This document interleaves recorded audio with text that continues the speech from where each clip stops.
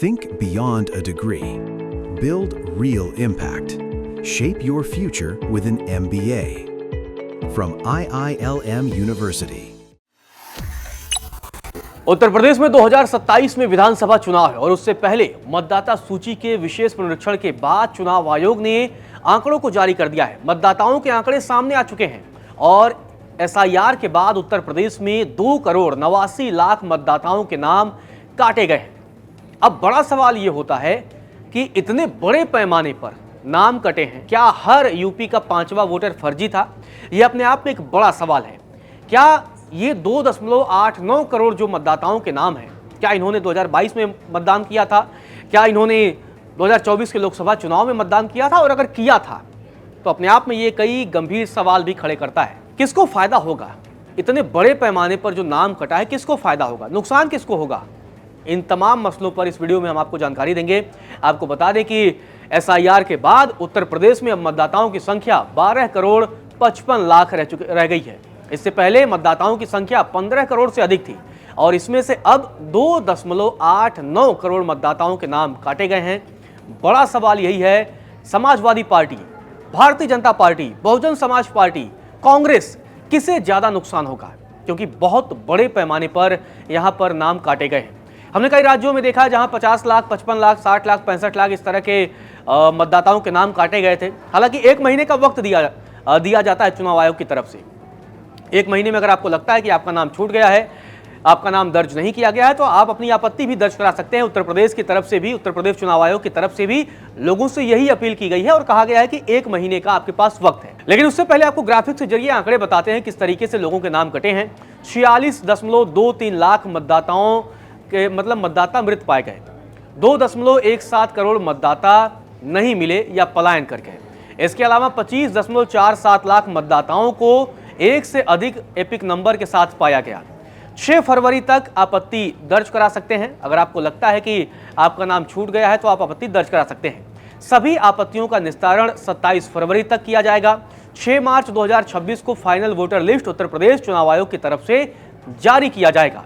अब सियासी समीकरण समझने की कोशिश करते हैं कि इतने बड़े पैमाने पर लोगों के नाम जब काटे गए हैं तो इसका असर क्या होगा, इंपैक्ट क्या होगा, और क्योंकि 1 साल बाद ही यूपी में विधानसभा चुनाव है, उस पर क्या असर देखने को मिलेगा? क्योंकि पिछले दिनों भारतीय जनता पार्टी के कई नेताओं की तरफ से यह बयान आया कि लग रहा है हमारे ही मतदाताओं के नाम बड़े पैमाने पर काटे गए।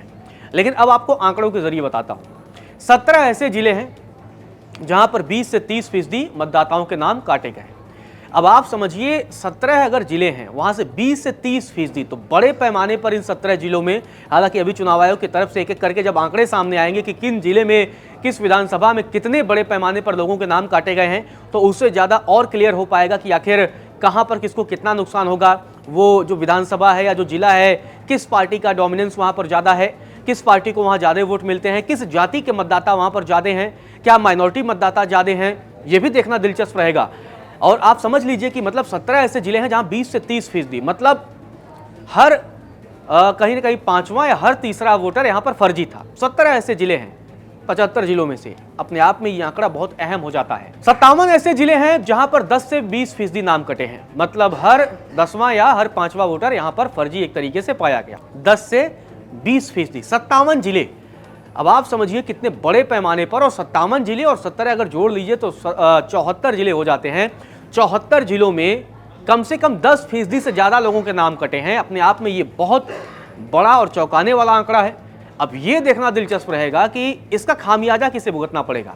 क्या सच में जो ये मतदाता थे, क्योंकि चुनाव आयोग ने अभी 1 महीने का वक्त दिया है, और उस वक्त के दरमियान अगर किसी को लगता है कि उसका नाम गलती से छूटा है या चुनाव आयोग की तरफ से दर्ज नहीं किया गया है, तो आपके पास ऑप्शन है, आप जाइए उसमें दर्ज कराइए, अपनी आपत्ति आप दर्ज कराइए। क्योंकि इतने बड़े पैमाने पर जब नाम कटा है तो सवाल भी खड़े होंगे, क्या इतने लंबे वक्त से आप मतदाता सूची में इस तरह के फर्जी लोग पड़े थे? 2.89 करोड़ फर्जी लोग पड़े थे। ये अपने आप में बहुत गंभीर सवाल है। एक ऐसा जिला है जहां 0 से लेकर 10% का नाम कटा है।